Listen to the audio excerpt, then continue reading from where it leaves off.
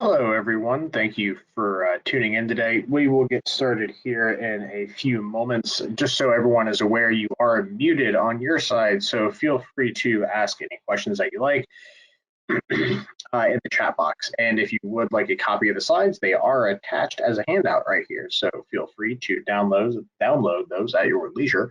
And again, we will get started here in just a few moments. I know it is hitting right at 12, but I just want to make sure everyone gets signed on before we kind of go through this and get you in and out of here in the hour that we got allotted for it. See a hand raised, please do type in questions. If you do have any, I will answer those and address those throughout the presentation. Okay, we'll go ahead and get started. Please do make sure that you do type in any questions that you have into the chat box. All audio on your end has been muted, so you can't necessarily ask a question verbally. My name is Alex Perny. I'll be your presenter today. We're going to be covering Roth conversion, some of the history of it, what you need to know for the year end, some of the strategies associated with them. Of course, getting into that, Advanta IRA and our employees, we do not provide investment or tax advice, nor do we provide legal advice. It is incredibly important here to trust but verify. Anything regarding your specific taxable situation, you will need to absolutely double check with a CPA or tax advisor when it comes to doing anything with regarding a Roth conversion, as what we will be covering today is simply going to be covering the context and the actual specifics of what a conversion is, so keep that in mind.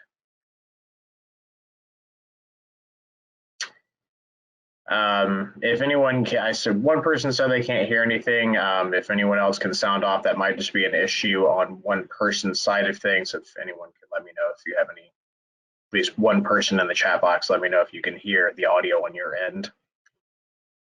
Okay, yeah, unfortunately, it might just be that one individual, so we'll just keep rolling on then. Thank you for those of you that confirmed it. All right, great. So with the legal disclaimer, with legal disclaimer out of the way, please do understand this, as we are going to be focusing on tax-specific topics. Do please make sure that you verify with your tax advisors or CPAs before doing a Roth conversion, because unlike in years previous to 2018, you cannot undo a Roth conversion. So if you do one, clock strikes midnight at December 31st, you are locked into that and you are going to have to figure it out from there. So unfortunately, you cannot unwind these things, just to understand that. From that perspective, a little bit of history of the Roth IRA in general. Back in 1974, with the passing of ERISA, we have tax qualified plans coming into existence. So that brings about the traditional IRA. Eligibility for traditional IRA are opened up to everyone in 1981, regardless of employer-sponsored plan enrollment. Deductibility for traditional IRAs is then brought into a factor in 1986 with regards to your ability to deduct IRA contributions after a certain income limitation threshold. And that is still the case even with current legislation that is proposed to be coming up as well. 1997, first year we got the Roth IRA, so it celebrated its 20th birthday a couple years back, and it has continued to be a very good product for people to use in order to help better save for retirement. And then in 2006, we have the Roth 401k as well. So all of the benefits of the Roth IRA, just involved in a more employer-sponsored plan focus with regard to that. Now, we're going to be going over conversions. Now, understanding a conversion is the movement from pre-tax to post-tax, understanding what a traditional pre-tax account is. Anyone with earned income is eligible to contribute to a traditional IRA. So some people like to say, oh, well, I make too much money to have an IRA, or how do I start one? So long as that you have eligible income, you can contribute to an IRA, but it does not necessarily matter if you have the income to open an IRA. You can certainly open a traditional IRA if you have zero earned income for a year. If you did not receive a penny deposited into your bank accounts, or let's say all of it was Social Security income, or let's say all of it was dividend or passive income, doesn't matter. You can still open a traditional IRA and move funds between accounts. So you could do a Roth conversion without any earned income or with a ton of earned income. You can always open up the traditional side of things and move money into it, or a Roth IRA for that matter. You can always open these accounts. It's just your ability to contribute that some people get kind of hung up on. So keep that in mind, is that account establishment eligibility is open to anyone. Contribution eligibility is a little bit more narrowly defined, but currently still conversion eligibility is open to everyone as well. So understanding that might help open up a few doors for you if you're a little bit concerned on just your eligibility to open up either a Roth or traditional. Now, deductibility will be based on your annual income for a traditional IRA. So although this is a pre-tax type of an account, your ability to take a deduction for the contributions that you put into that plan might be affected, but you'll always be, or currently, you are still able to contribute into that plan no matter how much money you have made, but you have to at least have made enough money in that amount to make that contribution, either $6,000 or $7,000. Now, some of the benefits of doing traditional retirement plan investing, and when I say traditional, I'm talking about pre-tax. Now, traditional pre-tax investing can also kind of be looked at in the context of 401ks, SEP IRAs, simple IRAs. When I say traditional in the context of this presentation, we're talking about pre-tax contributions. So the benefits of that are tax deduction. You get to lower your current tax bill. If you're looking at your modified adjusted gross income at the end of the year, which is what you're pegging your actual tax rates on, a traditional plan of some type can help reduce that taxable burden by helping to write off some of that income against what your MAGI might be, and therefore reduce the amount of taxation that you have, reduce maybe into a lower tax bracket, which is a big benefit to help you keep from paying too much taxes and still keep more of your money that you earned throughout the year. And then you also get tax deferred growth. Former 401k plans can be rolled over with no tax consequence into these types of plans as well. You can also do traditional type investing within 401ks as the like, and you do get to save for retirement at the same time as creating these tax deductions. So that's the big benefit of the traditional IRA and traditional investing as a whole when it comes to the context of tax deferred investing for retirement. Now, 2021 traditional IRA deductibility limits. Remember how I said that you had a certain amount of money you could not make over in order to be able to deduct your IRA contributions. So if you are a single individual, if you make between $65,000 and $75,000, that is your phase out for being able to deduct your IRA contribution. If you are married filing jointly, it's 104 to 124 for filing jointly with regard to being able to deduct your IRA contributions. And this is if you are covered by an employer-sponsored plan. And a spouse of an active participant in a 401k has a slightly different metric to use, 196 to 206 for the deductibility for your traditional IRA contributions. Now, for the most part, it's a good rule of thumb is that you can look at the highest limit there as the active participant spousal range, as also the phase out for being able to contribute to a Roth IRA directly as well. But this is just your eligibility basis for being able to deduct IRA contributions. Now, the traditional IRA contributions, now this does not have the same phase out limitation metric as you would look for as, let's say, something like a SEP IRA, which the benefit of that is, although it is a component of a traditional IRA, the SEP contributions being salary deferral or compensation deferrals to the plan are not going to be phased out in the same manner as this. This is only focusing on the $6,000 or $7,000 initial contribution basis to the traditional IRA that you're looking at, and then also being able to essentially say the same thing with your eligibility to be able to contribute to a Roth IRA, which we'll get into in a minute. So just remember that if you're looking for deductions on the traditional side of things, you're not necessarily always going to be getting one for making the IRA contribution. And that's also something to look for.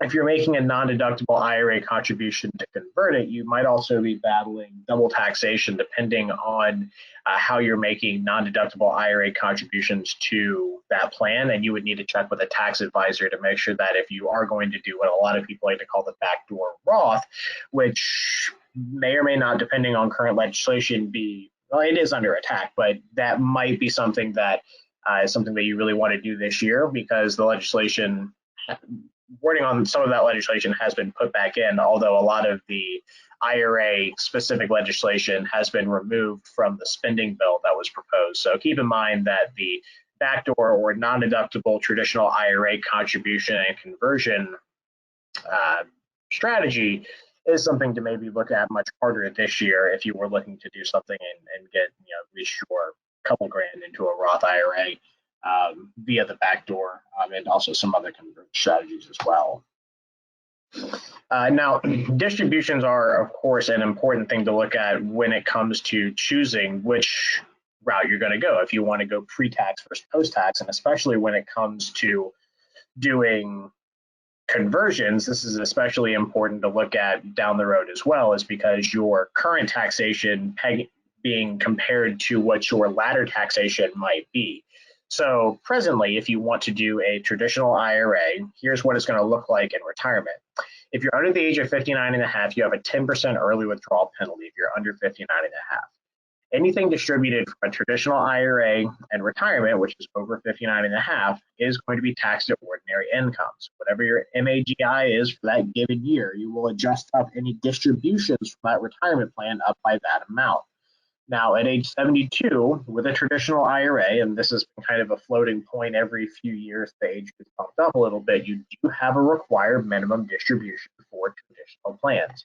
So any type of 401k, even a Roth 401k, has an RMD at 72. Any type of traditional account, so SEP, simple traditional IRA, has an RMD. The one shining one that does not is a Roth IRA. So another reason, people are living longer, people don't necessarily need the money, and they want to make sure that they can continue the tax sheltered nature of the investment growth for as long as possible. So that's another reason why Roth IRAs come into play, is the prohibition on a RMD for that type of an account.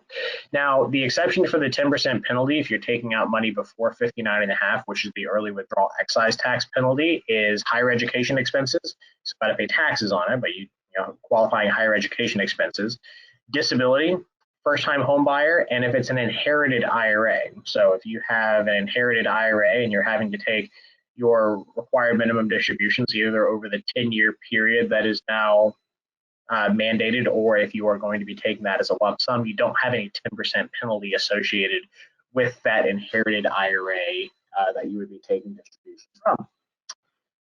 Now, rules for inherited IRAs: if the spouse is a beneficiary, the IRA is treated as their own under normal distribution rules. So if you inherit an IRA from a deceased spouse and you are under the age of requirement, so under the age of 72, then you would not have to take an RMD until you reach that age, even if the decedent was there. And if the beneficiary is not a spouse, then the account,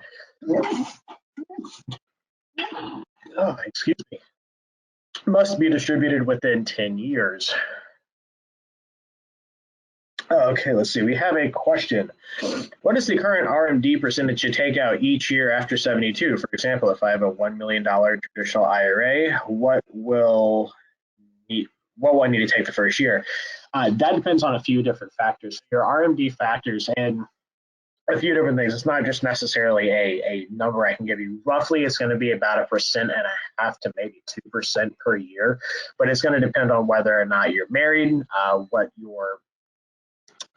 what your spouse's age is. You have to plug in a few things. I recommend people, the calculator that I use to calculate RMDs for clients is on bankrate.com. You just plug in a few numbers and it gives you a spit out number right there. And I've checked it against the IRS's tables, and it's accurate. So bankrate.com, check out their RMD calculator. It'll give you exactly what you need, really easy.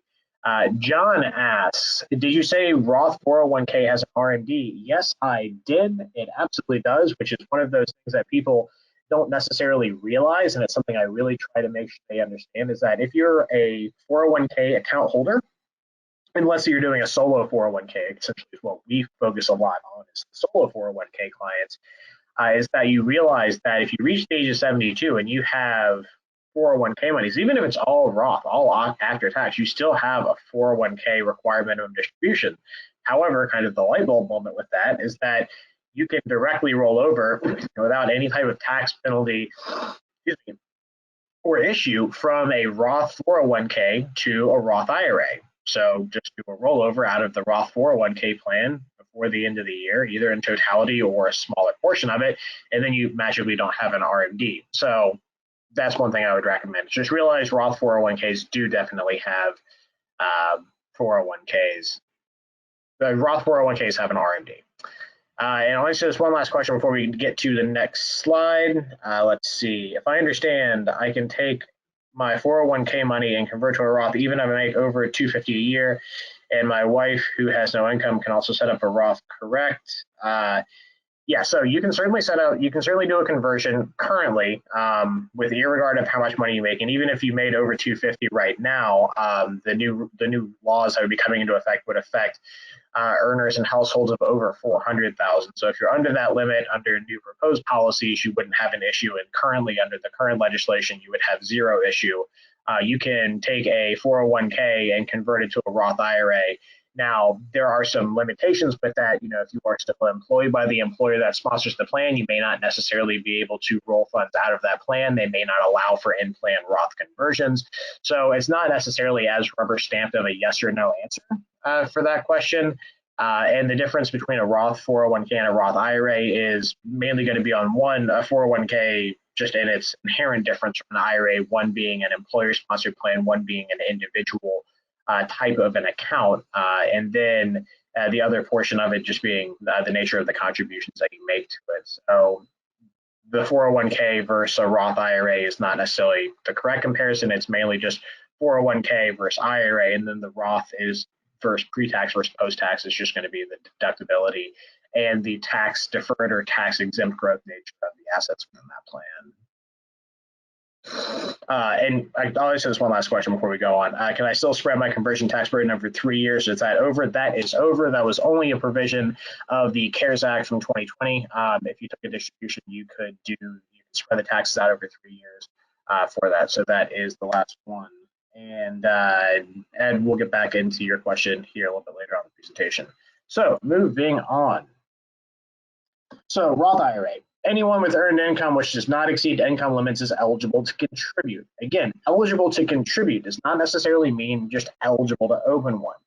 Jeff Bezos could open a Roth IRA. May not necessarily be able to make a contribution to one per se of just taking a check and writing a $7,000 check to one, but he could open one. There's nothing to say that just because you are an extremely wealthy person or made a lot of money, you cannot open one. And currently, again, we'll have to see how some of this legislation fleshes out.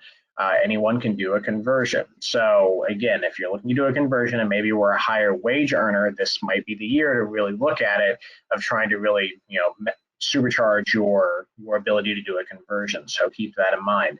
So again, anyone can have a Roth IRA. It's just your eligibility to contribute directly to that plan that is affected. Now, keep in mind that your phase-out limitation is going to be basically the same as a married couple filing jointly phase-out of deductibility for a traditional IRA. So around that $206,000 mark is what you're looking at. If you make over that as a joint household, you can't contribute anything to a Roth IRA directly. You can contribute to a traditional IRA and convert it, which is what people like to call the backdoor Roth. Now, again, that might be a little bit under attack for higher wage earners over the $400,000 mark under some current legislation proposals. Again, that language was taken out. It was put back in. We're not exactly sure which direction it's going to go. But again, something to keep an eye on for maybe next year, especially of that type of legislation. Now, again, and especially with the backdoor Roth conversion, it's not always as good of a shake as some people might think. You might actually be getting taxed twice. If you're making an after-tax contribution to a traditional IRA with no deductibility, and then having to then again pay tax again on the conversion amount, it may not necessarily always be a wash for you, depending on your current tax situation and different factors. You need to check with a tax advisor on that one.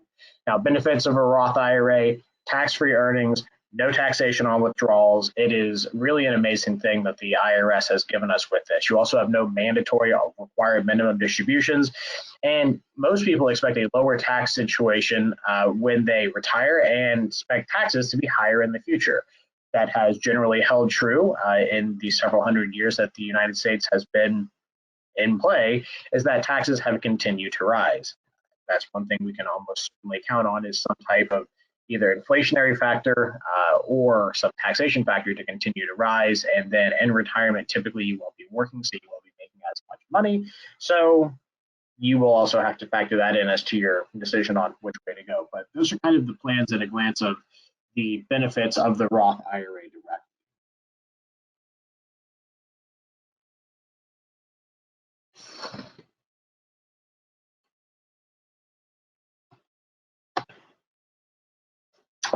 All right, so again, here is the ability to contribute directly to a Roth IRA. Again, it's the exact same metric that you're using for your deductibility factor on a traditional IRA. So looking at that, you can just kind of use both of them as a generally good benchmark. So if you're a married household filing a joint income tax return and y'all make over $206,000 in that given year, you can't just drop money into a Roth IRA.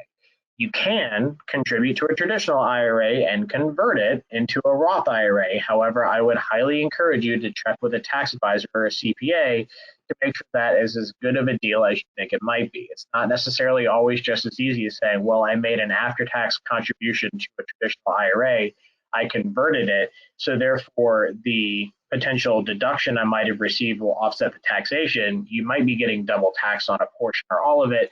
So I encourage you, backdoor Roth conversions never really get enough explanation when you kind of see the snippet of maybe just looking online. Make sure you check with a professional, again, trust but verify, on seeing if it's a good shake for you. Now, again, that's just your ability to convert that small chunk. If you wanted to convert a significantly larger amount of money, let's say you weren't in that income limitation phase out sector, you can certainly convert as much money presently as you would like, or assets from a traditional pre-tax account to a post-tax account. There isn't any limitation on that. When we talk about backdoor Roths and having to figure out double taxation versus the phase outs for the contribution, we're just talking about that relatively small chunk of money of the $7,000 or $6,000 per person per year. So keep that in mind, that the limitation on the actual Roth conversion figure, you could right now, someone with a household income of $500,000 could convert $1 million of pre-tax plan assets to a Roth IRA, so long as you were willing to take on the additional $1 million of additional income you'd have to show for a given year. So keep that in mind. It's an important distinction to make. Some people get kind of hung up and think they're one and the same thing, which they're certainly not. So what exactly, again, defining the conversion, especially if you're more of a visual person, it's when you're taking an account with pre-tax contribution and earnings. So typically a traditional IRA, what you can also convert SEP IRAs, you can convert simple IRAs, you can convert current or old 401ks. Now, if it's a current 401k, that plan does have to allow for in-plan Roth conversions. That is not an across-the-board legislative standard. The plan does have to allow for in-plan Roth conversions. If it is an old 401k, you can absolutely convert it to a Roth IRA, not a problem. Or if it's a solo 401k, so long as the plan document provider allows for it, which our plan does, you can convert that to a Roth. It is transferring those funds or assets. Now, it doesn't have to be liquid cash. You can do this with a tangible asset. You can do it in kind from the pre-tax to the post-tax account. And then you're electing to pay the taxes now on those funds that are transferred over rather than having them grow tax deferred. So you're taking the present value of whatever the plan assets are, whether that's cash or actual tangible or whatever the assets is that you're converting, and you are claiming that value as additional income for that given year. You actually get a 1099-R that states an additional amount of income that you're going to have to claim on your ordinary income for that year, and take that for what it's worth. Now, keep in mind that if you have any carry forward losses, if you have any large deductions for a given year, that can certainly help play into a factor of strategizing for when you might want to do a Roth conversion and how to offset some of those taxes. So let's say you had a lot of losses one year from, let's say, trading accounts, or you had something that was a significant financial burden to you that you get to count against your personal taxes for a given year. Great year to do a Roth conversion. You may not have to pay any taxes at all, depending on how you have strategized for that event. So again, I always recommend people take the information here and go to a qualified professional and really look at your personal taxable situation. Because while this is great information, it is, only as good as the advice that you're getting for your specific situation. So trust but verify, get with your CPA and advisors and see if maybe there is something that could be extremely beneficial for you, especially when we have some legislative changes that might be coming about. This year is a very important year to take a look at doing a Roth conversion strategy or strategizing for a Roth conversion.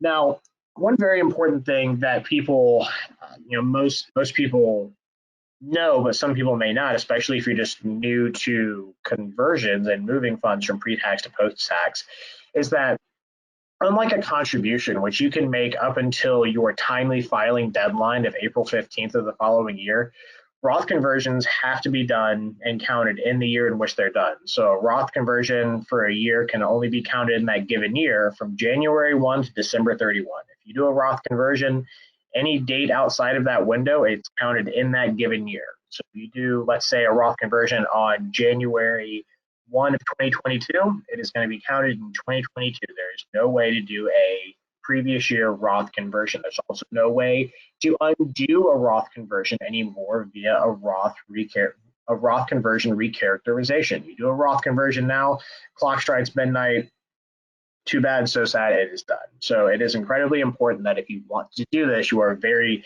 diligent in your planning of exactly how it is done. So January 1 to December 31, not April 15th of the following year. Currently, there is no adjusted gross income limit for converting to a Roth IRA. That might change. Incredibly important if you're especially looking at someone that's a higher wage earner. Now, currently, the present legislative changes are pegged around the $400,000, $420,000 mark of individual or household income. So if you're under that, I wouldn't necessarily say breathe a sigh of relief. As with anything with government and legislation, we don't know until the pens touch paper on the president's desk. We have seen this language get removed coming out of the House of Representatives. We have seen it get put back in the Senate. So again, we don't know what we don't know about some of the income limitations for Roth conversions. But again, I would encourage you, if you're looking to do this, now is a very important year to do it. The fair market valuation for any conversion is reported on IRS Form 1099, which the conversion in which the calendar year is done. There is no penalty for that. Even if you're under the age of 59 and a half and you think, well, hey, any type of distribution is reported on 1099. Well, again, it's just the reporting form that's used, 1099-R. It's not necessarily that you're taking money out. You will pay taxes, but there's no 10% early withdrawal penalties. You don't have to wait till you're 59 to do a conversion without a penalty. You can do it at any time presently, and there's no, at least legislative look to change that. Now, the amount of the conversion is included in your taxable income, and that can certainly bump you into a higher tax bracket. But again, losses can offset income from the conversion. Now, if your adjusted gross income is too high to contribute to a Roth, again, we've covered the backdoor Roth. You can convert those funds into a Roth. We like to include that on this slide just to make sure that the people maybe that are looking at this visually can see that. But again, good things to keep in mind. So, we cover what the essential benefits, or I should say the strategy maybe is for the Roth IRA conversion, but what's the benefit of the distributions? Well, there's quite a few of them. So you still have a 10% early withdrawal penalty if you're under the age of 59 and a half. Now that only applies to conversions that are less than 5 years old, or the net earnings attributable to any conversions or contributions. Essentially, you can treat your contributions, if you've been making your $6,000 or $7,000 contribution directly to a Roth every year, you can track that as basis and always use that as a tax and penalty-free distribution pot at any time. So the 10% early withdrawal penalty would only apply to the net earnings attributable to the either converted amounts or the contributed amounts, and the earnings are the part in which you have to wait until you're 59 and a half to take out tax and penalty free. So you get tax-free income on all of it after 59 and a half, and so long as that the account has been open for 5 years. Another big benefit to that is that if you have the account open even one day within a given year, you get full credit for the entire year. So if you're thinking about opening up a Roth IRA, the year in which you open and fund it is which the year starts. You open a Roth IRA and you at least can get $1 in there in this calendar year on December 31, awesome. You get credit for the whole year, and essentially now you only have to wait another 4 years to be able to potentially take tax and penalty-free distributions from that plan.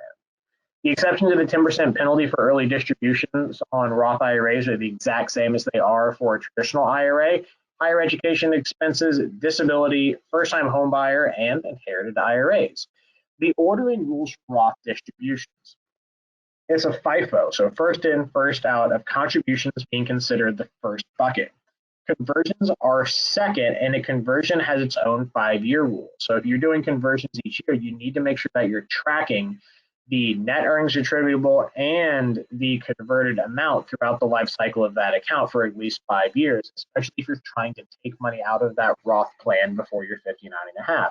After you're 59.5, the entire thing becomes untaxable basis, so no real need to. But again, depending on your immediate need and present value of needing to take money out of an account, especially if you're doing Roth conversions, might increase your accounting overhead or accounting burden quite a bit. And then your earnings are distributed last.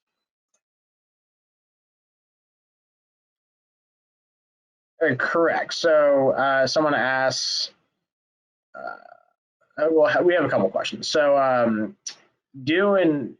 how do the rules change when you have a Roth 401k in the mix? Right now, I move from the solo 401k to Roth 401k. Does everything reset to Roth 401k to Roth IRA? No, you're aging, so long as that you've had the Roth plan in existence, will be maintained. But keep in mind that, let's say you had not had a Roth plan in place, then you would have to essentially start that clock over. But if you're under the age of 59.5, you would still just have to wait until you're 59.5 to take any of the non-basis contributions out of that plan without a penalty.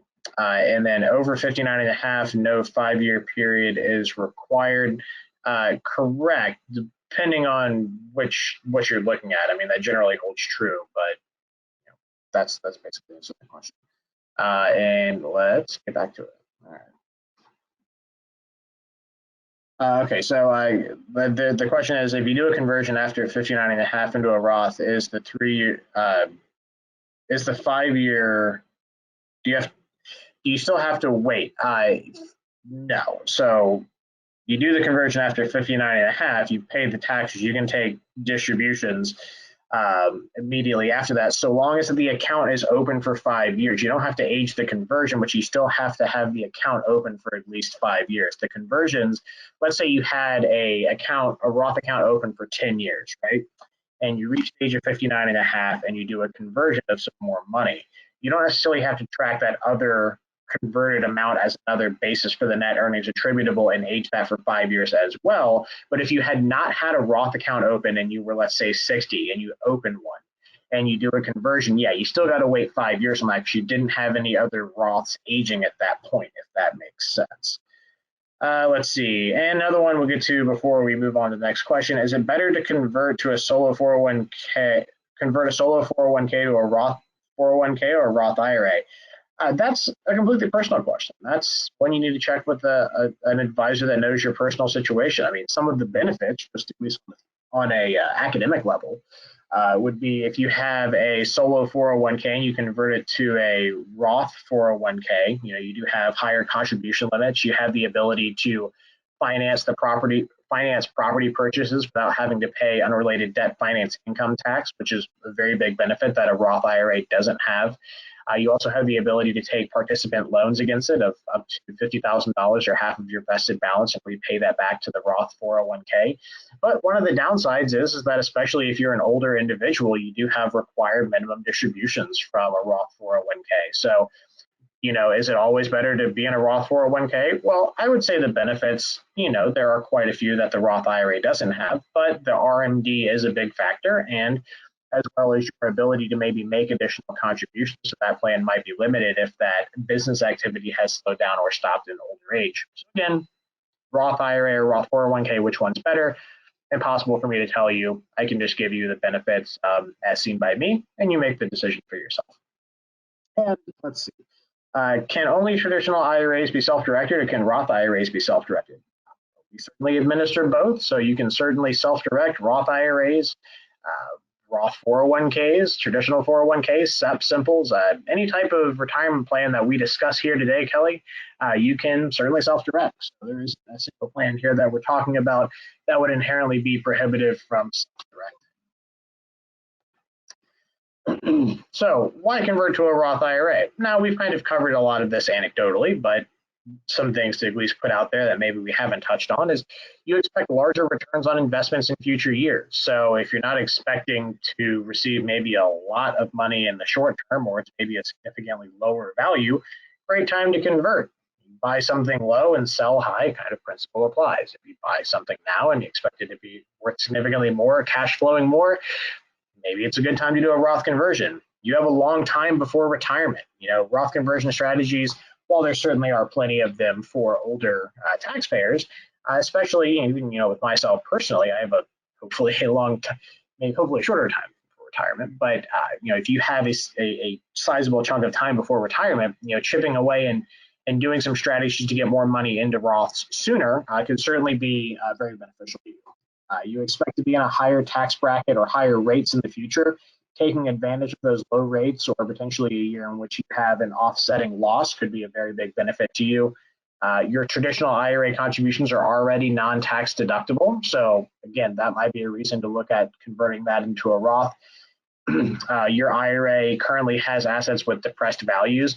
This was something we saw a lot of back in 2006, 7, 8 when the real estate market crashed. Is a lot of clients, they weren't necessarily too apt to sell their properties at heavy losses, but what they were more apt to do, since they had a lot of losses offsetting personal income, is they converted a lot of their assets and their plans to Roth IRAs, taking advantage of the significantly depressed values that we had. Conversely, we saw a lot of people in March, April, May of last year of 2020 converting a lot of securities to Roth at the significant dip that was seen at the initial onset of the COVID pandemic.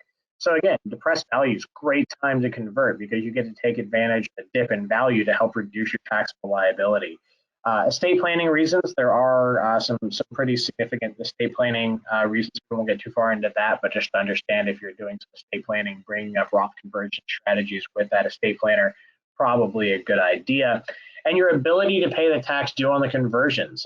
If you are, let's say, someone that has limited or someone that has a lot of ability to pay tax right now, you could potentially look at doing the conversion because the cash that is converted or the assets that are converted is not what you use to pay the tax on a conversion. So let's say you're not in a cash rich position personally. Let's say you're heavily invested in liquid assets. You just don't have a whole lot of cash sitting around, or your cash is tied up in restrictive retirement plans. If you do a conversion, that tax bill is coming to you personally. So you have to have enough cash on hand in order to pay it. So your ability to pay something personally should also definitely factor into your strategy in doing a conversion, not necessarily just how much tax you're going to pay, but your ability to pay that tax as well should certainly be looked at with regard to doing the Roth conversion. Let's see, you got some questions coming in. Let's take care of that. Let's say, did you say a solo 401k can have debt financing without triggering what you're looking at? I believe is UBIT. It's actually technically UDFI, which is unrelated debt finance tax. And yes, a solo 401ks are exempt from unrelated debt finance tax, but only for the finance purchase of new real estate. So keep that in mind. So you can debt finance new real estate purchases without having a UDFI liability and a 401k, Roth 401k, traditional 401k, doesn't matter. I've taught some webinars on that. I would recommend looking at it. It's a little bit of a rabbit hole to get into with this this presentation, but essentially yes. Let's see. Crystal asks, are self-directed Roth IRAs subject to debt finance partnership tax? So essentially what you're asking is the same thing as the previous individual, is that if, let's say, you're invested into a limited partnership for a apartment complex syndication or some type of commercial real estate, and they have non-recourse financing on the property, and you are a vested limited partner member receiving K1 pass-through income, yes, you would have a UDFI liability typically associated to the IRA itself. Now, whether or not your IRA has to pay anything on that really depends on how much tax planning they've done with the property, whether there's been a cost segregation analysis, whether they're doing an accelerated depreciation schedule to help offset taxes for taxable clients, will also help to offset that for IRA clients. So would there potentially be a UDFI liability? Yes. Would the IRA have to pay anything? Much harder to say. Roth 401k RMD distributions come out tax-free, correct? However, the distributions no longer grow tax-free. Yeah, I mean, anything you take out of a retirement plan no longer falls under the tax shelter nature of that plan. So anything you take out, while that distribution may not be taxable, any future earnings on that distribution would. A good example is, let's say you have an RMD from a Roth 401k, $50,000. No tax on that $50,000 that year. Let's say you take that $50,000 and you buy a couple mobile homes. The income from those mobile homes then would be taxable to you personally. The basis used to purchase them was non-taxable from the retirement plan, but now you've purchased taxable personal assets and you would have to pay tax on any type of income commensurate with the type of asset class that it is. We'll get to a few more of these questions and then keep moving on because, like we're about getting up to the last quarter of this. Let's see, a rollover of a 401k account to an IRA at a mutual fund company and divided into 5 accounts. Can any of those accounts be converted to a Roth? Do all 5?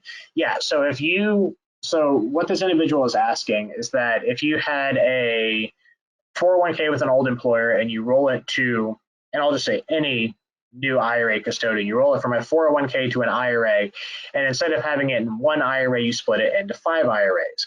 You can do a Roth conversion of just one of those accounts. You can do a Roth conversion of just part of one of those accounts. You're not obligated to track the attributable basis of that plan's assets into the new IRAs and convert all of them at the same rate, or even one of them completely. You can do portions of an IRA, and I don't think I maybe covered that. You can do just chunks of IRAs. You don't have to do the whole thing. Personally, that's what I do every year on my tax planning strategy. And again, that's not necessarily to say that that's correct for anyone here, but I do partial Roth conversions on an annual basis. Whatever I have left in my tax bracket, I typically like to do a conversion. And again, that may or may not be beneficial or right for anyone, but it certainly goes to answer that question pretty well. Can short-term capital losses be used to offset ordinary income on a Roth conversion? Great question. While I am fairly certain on the answer, that gets a little bit closer into tax advice than I'm comfortable getting for our legal purposes of this. So I will say the likelihood is pretty good, but check with a tax advisor and they can certainly give you specific tax advice to your particular situation on whether that offsets that. Can you set up a Roth for a minor with no earned income? Set it up, you can't contribute to it.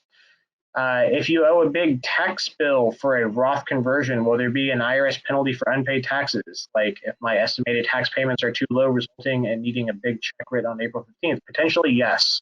David, you got to be able to pay that personally. So if you can't pay it, then you might have a penalty for under or non-payment of taxes. And last one before we get to the next slide, can a solo 401k invest in stock or crypto with margins without UDFI? The answers to that is no. You can use margin trading so long as it's fully non-recourse margin trading, which very few brokerage houses will actually issue.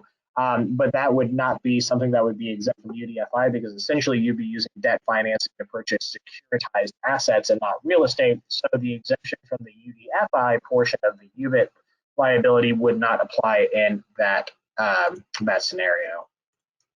All right, moving on. Great questions. Thank you, everyone. Why not to convert to a Roth IRA? You're closer to retirement, not expecting significant growth in asset values. Maybe not a great time to do it. You'll be in a much lower tax bracket in retirement, and maybe you already would be being essentially exempt from federal income tax. So maybe not a great time to convert. Your asset values in your IRA are highly inflated, or you're expecting your values and you're not expecting anything to decrease. So why pay higher taxes on something if you don't have to? You don't have any available taxes to pay the conversion, just as an individual asked. That's another reason why not to convert to a Roth IRA. And the income from conversions may result in loss of other benefits like a child tax care credit or Medicare premium. So remember that the conversion is counted as income for the given year. And if you are utilizing your certain income bracket to take advantage of tax benefits like child tax care credits and Medicare premiums, Those might go away if you do a Roth conversion. So it's not just the total tax bill, but also some benefits that you might see from your current income levels might be affected by that. And if you want access to the funds within the next 5 years, maybe not ideal to do the conversion. Now to convert, you'll need a couple things. You need a qualified fair market value from an independent third party if it is not cash. So if you're looking to do a conversion of a piece of property, you got to get it appraised. If you're looking to do a conversion of a promissory note, you need to have at least a CPA or someone sign off on the current value of that face value of the note and that it is current.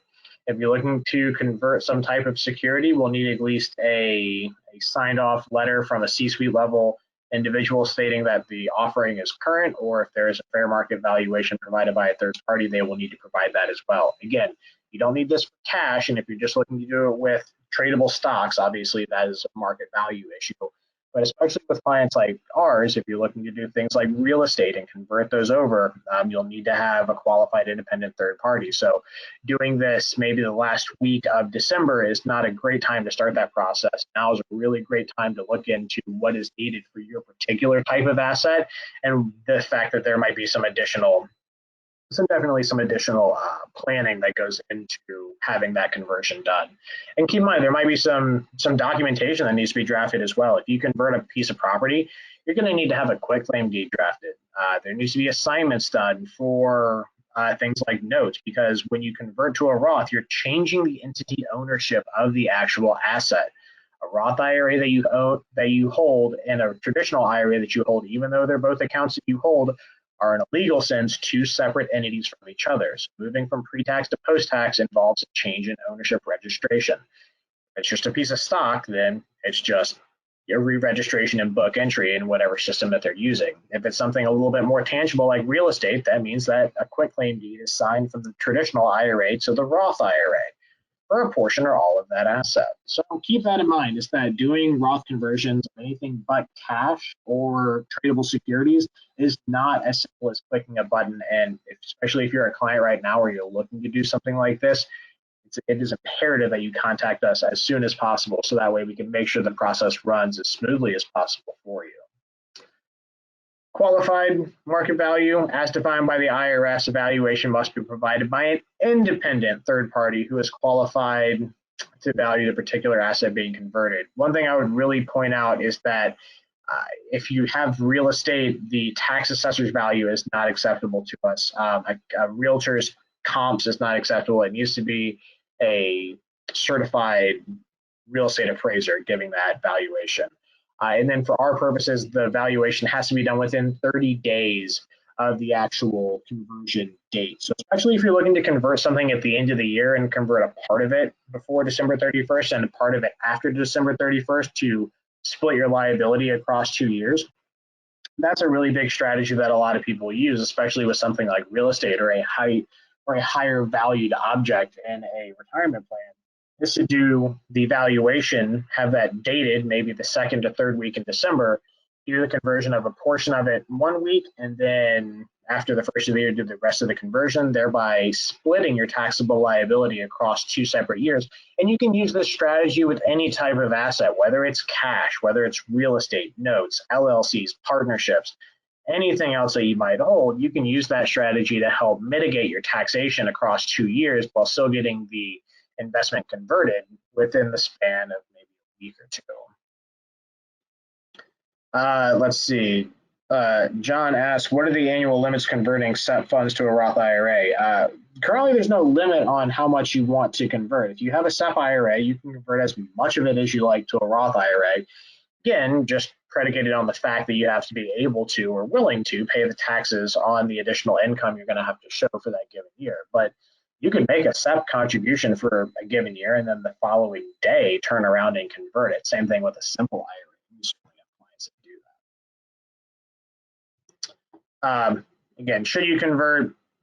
Everyone's different, and that's what I want people to take away from this, is that not everyone has the same strategy, and by no means are Roth conversions or looking at this a one size fits all.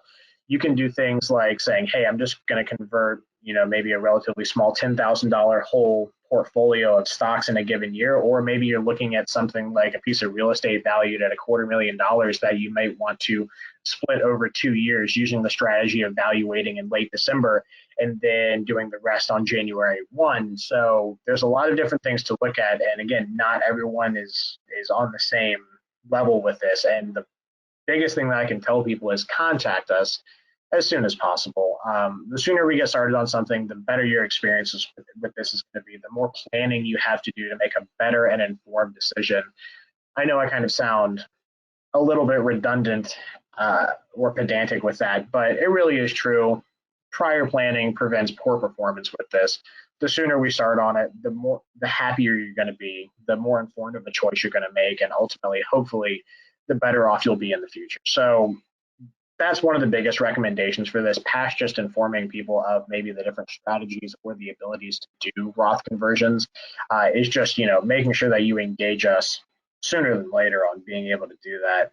I'll see John asks, if you fail to take RMDs from a Roth 401k, is there a 50% penalty? Yes, there is. Any required minimum distribution that is non-taken, you have a 50% penalty of the amount not taken that has to be paid, and you still have to take the RMD. So yeah, take your RMDs, unless you're planning on making a 300% return and you'd rather get that on the Roth IRA and paying the 50% penalty is okay to you.